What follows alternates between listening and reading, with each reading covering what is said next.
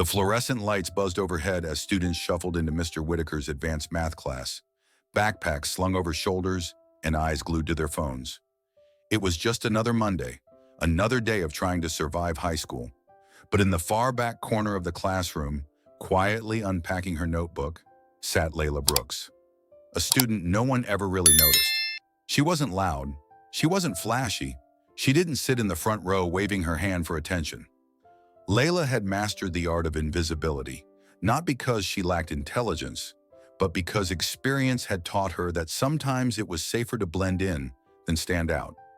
She was the kind of student who teachers forgot to call on, the one whose name was rarely remembered unless there was a seating chart. But Layla didn't mind. At least that's what she told herself. As long as she got through each day without being humiliated or singled out, that was enough. Unfortunately, Mr. Whitaker didn't believe in letting anyone fly under the radar. He was the type of teacher who prided himself on being tough but fair, though in practice he was more condescending than constructive. He liked putting students on the spot, especially those he assumed wouldn't succeed, and today his attention landed on Layla. "Miss Brooks," he said with a smug tone that made several students glance up, "since you look so completely unengaged, perhaps you'd like to come solve today's warm-up problem for the class?" Layla froze. The room went still. This wasn't a request, it was a challenge, a performance, and Layla was about to be put on display for all the wrong reasons. But what Mr. Whitaker didn't know, and what the class was about to find out, is that sometimes the quietest student is hiding the loudest brilliance. If you've ever been overlooked, underestimated, or told to stay in your place, comment the number 7 below and stay with us. What happens next will challenge everything you thought you knew about silence, genius, and standing up when it matters most. Layla stood frozen for a moment, her heart pounding in her chest as all eyes locked onto her. The quiet hum of the classroom vanished, replaced by the thick, heavy silence that follows a challenge meant to embarrass, not empower.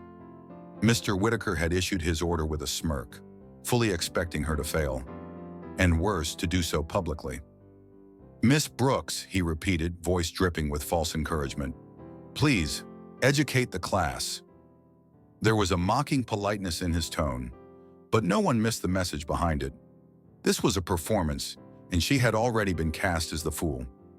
Students whispered, a few chuckled, someone in the back let out an exaggerated sigh, already assuming they were about to witness a train wreck.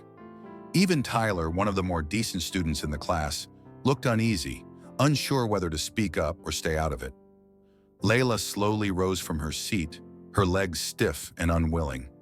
She hated being the center of attention, not because she didn't know the answer, but because she knew exactly what this was, a setup. She wasn't being called upon to learn or grow. She was being put on trial, and her intelligence was the defendant. Mr. Whitaker stepped aside dramatically, revealing a problem written across the whiteboard in bold, sharp strokes. It was intimidating by design, something closer to a university-level equation than anything found in a high school syllabus. His posture told the story. This wasn't about teaching. It was about proving a point, that Layla didn't belong in his class. "Don't worry," he said with a grin. "We'll walk you through it, after you give it your best shot." The room shifted, anticipation rising. Layla walked to the board, picked up the marker, and stared at the equation. She could feel the weight of the stairs behind her, curious, condescending, amused. But under that pressure, something in her steadied. Her breathing calmed. The noise faded. She wasn't afraid of the math. She was tired of pretending she didn't know it. And as the seconds ticked by, the class waited for her to fall apart. Instead, Layla raised the marker to the board and began to solve. The marker in Layla's hand moved with quiet precision. Her fingers were steady, her posture relaxed, and her eyes locked onto the board as though the equation in front of her was less a challenge and more a familiar riddle she'd solved 100 times before. The room, however, was holding its breath. Each line she wrote was deliberate, first isolating the variables, then breaking down the exponents, then simplifying the fractions with seamless logic. What had appeared to be an impossible problem to most of the class was, to Layla, an elegant pattern waiting to be unraveled. No one spoke. Even Mr. Whitaker, who had crossed his arms with smug anticipation, began to uncross them slowly, his brow furrowing as he watched her work through the equation. Clean, accurate, without hesitation. Halfway through, a whisper rippled across the room. "Wait, she's doing it! Is that right?" Tyler leaned forward in his seat, eyes wide with something between surprise and admiration. He had never heard Layla say more than a few words all semester. Yet now, in complete silence, she was commanding the attention of the entire class. Not with her voice, but with her mind. Layla didn't turn around. She didn't gloat. She didn't ask if it was correct. She simply continued, finishing the final calculation, circling the answer at the bottom of the board with quiet finality. Then she stepped back, uncapped the marker, and set it down on the tray. Still not a word. The silence that followed was no longer expectant. It was stunned. Mr. Whitaker took a small step forward, as if needing to verify the answer for himself. His eyes scanned the board, line by line, and with each passing second, the color slowly drained from his face. It was flawless. Layla turned to face the class, not with triumph, but with composure. She didn't smile. She didn't look for applause. She simply returned to her desk, calm and collected. There was no dramatic mic drop, no speech, just results. Because for Layla Brooks, this wasn't about proving Mr. Whitaker wrong. It was about finally letting the room know, without saying a word, that she had belonged all along. Just as the classroom buzzed with hushed disbelief, the sound of the door opening cut through the tension. Heads turned. Mr. Whitaker looked up sharply, clearly not expecting a visitor. A man in a charcoal gray suit stepped into the room, holding a slim leather briefcase and wearing a university lapel pin that only a few in the room recognized. His presence alone shifted the energy, authoritative, composed, and calm in the most commanding way. "Apologies for the interruption," the man said with a courteous nod. "I was told this class was in session. I hope I'm not too late." Mr. Whitaker blinked. Can I help you?" The man smiled, then turned toward Layla. "Actually, I think I'm the one who's here to help her." Murmurs stirred across the classroom. The man introduced himself as Dr. Bennett, a representative from the National Mathematics Scholars Initiative, a prestigious academic organization that identified gifted students in underserved schools. He had been observing classrooms around the district, searching for untapped talent. Today, he was supposed to be at another school.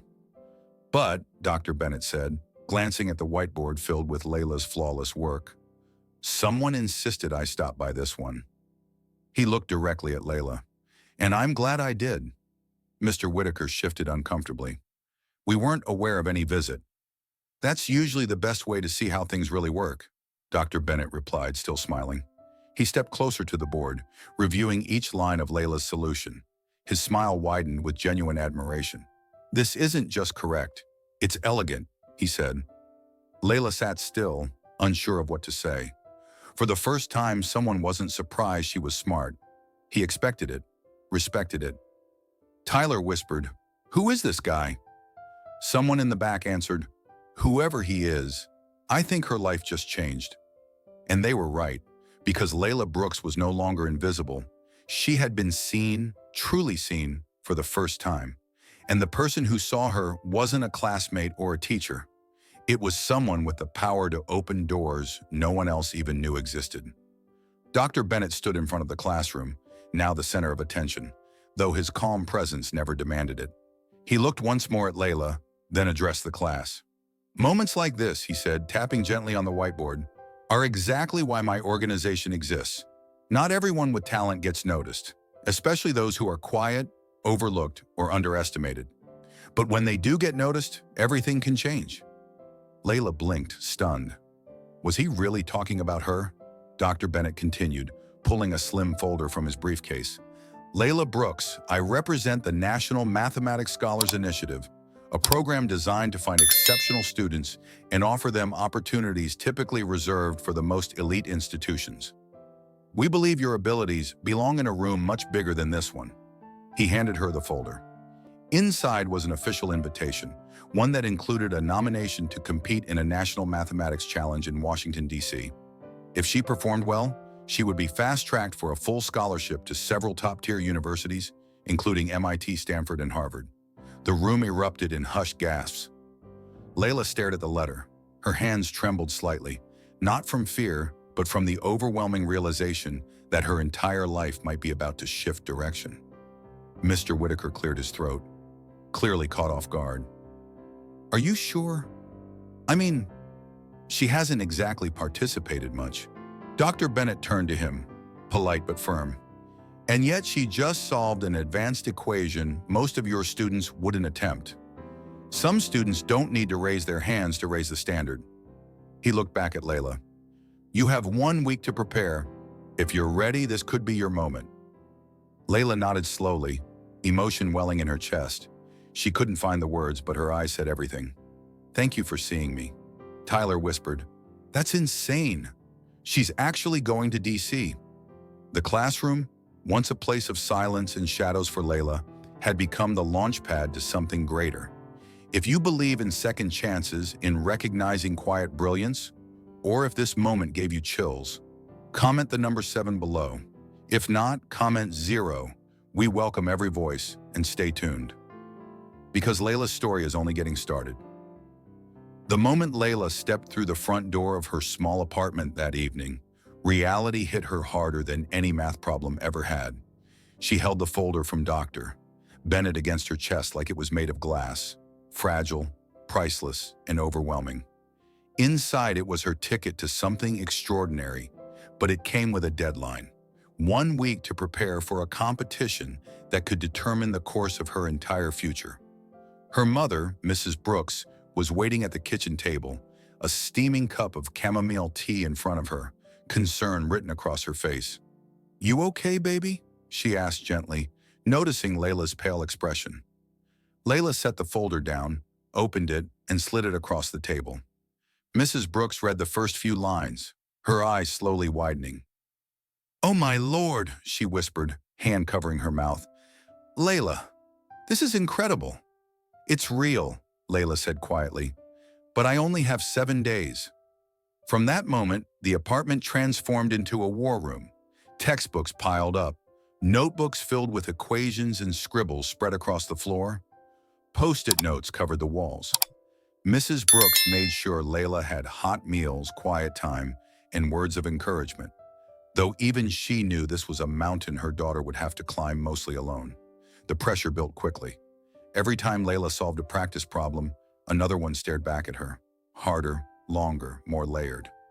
At night, she lay awake thinking about all the ways she could fail, about how Mr. Whitaker would smirk if she didn't make it, about how everyone who had once ignored her would go right back to forgetting she existed. And yet, she kept going. She woke up before sunrise to study. She skipped lunch to review proofs. She turned down invitations, tuned out noise, and tuned into herself. It wasn't just about math anymore. It was about rising, about proving to the world, to her school, to her past. That silence didn't mean weakness. It meant discipline. And somewhere between the stress, the doubt, and the formulas that danced through her dreams, Layla Brooks began to transform, not just into a competitor, but into someone who believed she belonged exactly where she was going. Friday arrived faster than Layla expected. 1 week of relentless preparation had passed in a blur of equations, sleepless nights, and whispered affirmations. Now, standing just behind the stage curtain of the school auditorium, she could hear the murmur of hundreds of students, teachers, and even local press filling the seats. The math competition wasn't just an academic event, it had become the event. Whispers of Layla's unexpected rise had spread like wildfire, and now everyone wanted to see if the quiet girl from the back row was truly as brilliant as they'd heard. At the center of the stage stood a massive digital whiteboard, flanked by 2 podiums. On one side, Layla Brooks. On the other, Victor Hahn, a well-known mathlete from a rival school, polished, confident, and nationally ranked. He didn't look at Layla as they walked to their spots, but the audience did. Their eyes followed her, some with doubt, some with curiosity, and others with hope. Dr. Bennett, now serving as host and judge, stepped up to the microphone. "Today's challenge," he said, "is designed for college-level students. You'll have 30 minutes to solve a real-world, multivariable calculus problem. There's only one correct solution, but infinite ways to get there. As the countdown began, the whiteboard lit up with an equation that looked like it belonged in a doctoral thesis. The crowd gasped. Even Victor blinked twice. But Layla, she didn't flinch. Her mind locked in. The world around her faded. Markers flew across the screen. Victor moved quickly, writing confidently. But so did Layla. Methodical, precise, never once second-guessing herself. 10 minutes passed. 15.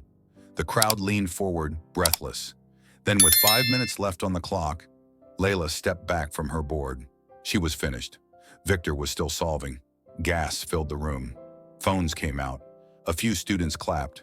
Mr. Whitaker, seated in the front row, sat frozen, his expression unreadable. Dr. Bennett reviewed her work in real time. His eyes widened. Then he turned to the audience and said, "Ladies and gentlemen, not only is Layla's solution correct, it's one of the cleanest, most elegant proofs I've seen at this level." The auditorium erupted. Layla didn't bow. She didn't cry. She simply smiled, small but unshakable, because now the world wasn't just watching her. It was finally seeing her. Just as the applause began to settle and Dr. Bennett stepped away from the whiteboard, Layla raised her hand, not to celebrate, but to clarify. "Excuse me," she said calmly, her voice echoing through the microphone. The room quieted instantly. Even Victor paused mid-equation, glancing over with curiosity. "There's a small inconsistency in the problem statement," Layla continued. "Line 3 of the conditions introduces a variable that isn't defined in the original parameters. It technically makes the problem unsolvable unless an assumption is made." Gas rippled through the auditorium. Dr. Bennett blinked, taken aback. He stepped back toward the whiteboard and read the problem again. Slowly this time. Then his eyes narrowed in realization. She was right. The error was subtle, but significant. A misplaced term, buried in complex notation. One that had slipped past the competition committee, the teachers reviewing the problem, and even Victor, who now looked visibly shaken. Dr. Bennett turned back to the crowd. "Ms. Brooks is absolutely correct," he announced. "There's a technical flaw in the original problem structure. And she didn't just solve around it. She identified it, corrected it mentally, and then provided a valid solution anyway." The room fell into stunned silence. Then came the sound of awe, real, unfiltered awe. Applause that began in scattered claps soon swelled into a standing ovation. Layla stood still, her expression modest but composed. Victor looked at her now, not with competition, but with respect. And in the front row, Mr. Whitaker sank slightly in his seat, his arms crossed tighter than before. For years, he had overlooked her. Today, she had found a mistake that he never would have seen. This wasn't just about solving a hard equation. It was about seeing what others missed. And for the first time in her life, Layla Brooks wasn't just the smartest person in the room. She was the most aware. As the thunderous applause echoed through the auditorium, all eyes eventually drifted toward the front row. Toward the man who, just days ago, had humiliated Layla Brooks in front of her peers. Mr. Whitaker, the same teacher who prided himself on old-school discipline, who believed excellence could only come from the loud, the confident, and the conventional. Now he sat frozen, his face pale, his lips pressed into a thin, nervous line. His authority, once unquestioned, now felt hollow. The students who had once feared his sarcasm now looked at him with something far more cutting: disappointment. They had seen through the illusion. Layla's brilliance had exposed not just a blind spot in a math problem, but a blind spot in the very system that allowed someone like Mr. Whitaker to silence gifted students for not fitting his mold. Whispers spread throughout the audience. He tried to humiliate her. He had no idea who he was talking to. He nearly buried her talent. Even members of the faculty shifted uncomfortably in their seats. They'd seen his behavior before: dismissive, patronizing, unfair. But they'd tolerated it. Today, that tolerance reached its limit. Dr. Bennett didn't confront Mr. Whitaker directly. He didn't need to. His praise for Layla spoke volumes, and the silence directed toward her teacher was louder than any scolding could ever be. When the assembly ended and students filed out, Layla passed by Mr. Whitaker without stopping. But just before she reached the exit, she turned back, not with anger, not with arrogance, but with calm resolve. "I hope next time," she said, her voice soft but firm, "you look beyond who raises their hand and start seeing who's already holding the answer." She didn't wait for a reply. Mr. Whitaker said nothing, because in that moment, his power didn't just waver, it collapsed. And in its place stood the undeniable truth. The future doesn't belong to those who cling to the past. It belongs to those brave enough to challenge it. As the auditorium emptied and the echo of applause faded, one truth lingered in the hearts of everyone who had witnessed what happened that day. Brilliance doesn't always wear a badge, speak the loudest, or sit in the front row. Sometimes it waits, quietly, patiently, for the right moment to rise. Layla Brooks never sought attention. She didn't ask to be put on display. But when she was challenged, not only did she rise to the occasion, she rewrote it. She solved the impossible. She exposed a hidden flaw. And most powerfully, she revealed the danger of underestimating those who don't fit neatly into a box. Mr. Whitaker had built his classroom on control, tradition, and assumption. And in doing so, he had nearly buried the potential of a student whose mind was capable of changing the world. That is the lesson for all of us, teachers, parents, students, and communities alike. No one has the right to extinguish the intelligence of others, not with sarcasm, not with silence, not with bias disguised as expectation. Genius doesn't ask for permission, it just needs space to grow. And when we create that space, when we choose to listen instead of judge, encourage instead of dismiss, we do more than support individuals like Layla. We build a better future for all of us. So the next time you're in a room and someone seems invisible, don't look past them. Look closer, because you might just be in the presence of someone extraordinary. And if you are that person, the quiet one, the overlooked one, know this. You don't need to speak loudly to be heard. You just need the courage to keep solving, keep showing up. And when your moment comes, take the marker and rewrite everything they thought they knew. Layla's story isn't just about a math competition or a brilliant young student proving her worth. It's about something far deeper, something that speaks to all of us, especially those who have lived long enough to know the sting of being ignored, the pain of being underestimated, and the strength it takes to rise above it. Many in our older generation know what it feels like to have wisdom dismissed because of age, to have a voice talked over in meetings or family discussions, or to be seen as outdated in a world moving too fast to remember who built the foundations it now stands on. Like Layla, we've all had moments where we sat quietly, not because we had nothing to say, but because no one was listening. But Layla reminds us of this eternal truth. You don't have to shout to be powerful. You don't need permission to be brilliant. And most importantly, no one, not a teacher, not a critic, not even the world, has the right to extinguish your light. In today's fast-paced, attention-hungry world, quiet wisdom is often overlooked. Yet it's the quiet thinker, the patient listener, the experienced soul who sees what others miss. Layla saw an error in a problem designed to stump her. Likewise, we carry the kind of insight and perspective that can't be Googled, downloaded, or taught in a rush. So whether you're 17 or 70, the lesson is the same. Your value doesn't fade with time, it deepens. Your voice doesn't weaken, it grows wiser. Let Layla's story reignite your confidence. You still have something to offer. You still have something to teach. You still belong in the conversation. If this message touched your heart, comment the number 7 below to show you're still in the game, still learning, still shining. And don't forget to share this video with someone who needs a reminder that it's never too late to be heard. Subscribe to our channel for more stories like this, because the quiet ones, they're often the ones who change everything.